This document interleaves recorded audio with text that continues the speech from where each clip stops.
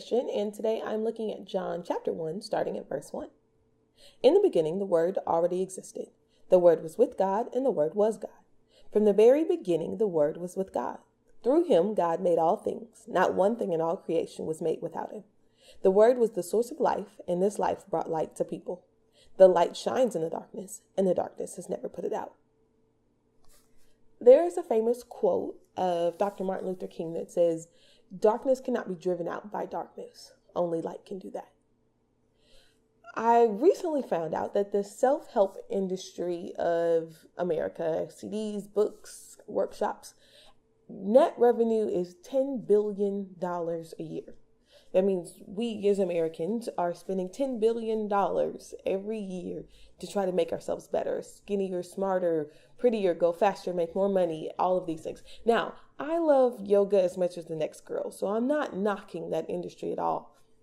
The problem is with self-help is we're trying to fix ourselves. Darkness can't drive out darkness.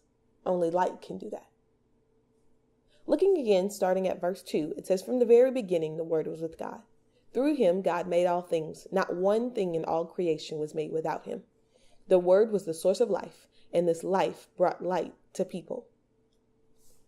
Every single thing on this earth, including this earth, was made by God.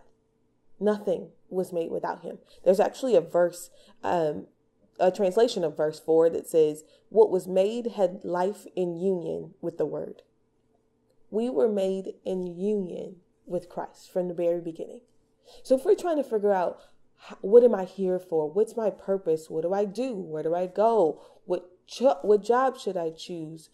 Am I able to fix myself? Can I grow past what I've done before? Do people really change? All of these questions that we ask ourselves day in and day out.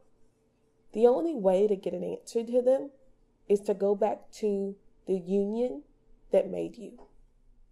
The only real answer to being able to know who you are is to know who made you. The light that came from the breath of God, the moment he put breath into Adam, the life that he puts into us on a day-to-day basis, that light, that's what snuffs out the darkness. There's absolutely nothing against going to the gym, working on losing weight, making those choices that make your life better, but only as they relate to the fact that we know who he is. Because everything else is just going to be temporary. Yes, you can dye your hair to get rid of the gray, but it's going to grow back. You can not eat carbs or sugar or gluten or dairy or any of those things, but you have to stay on that regimen to be able to keep that body. The moment you start going back, it's all over. The only permanent solution to being able to grow, to become that person that we were created to be, is to go to the person who created us in the first place. Verse 5 says, "The light shines in the darkness, and the darkness has never put it out." If you've ever asked yourself that maybe I might be a little too far gone, the light that came from Christ, the darkness cannot put it out. That means you can't go too far than Christ can come for you. You can never be too far than God can handle you. You are always right where he needs you to be to make any changes that he needs in your life.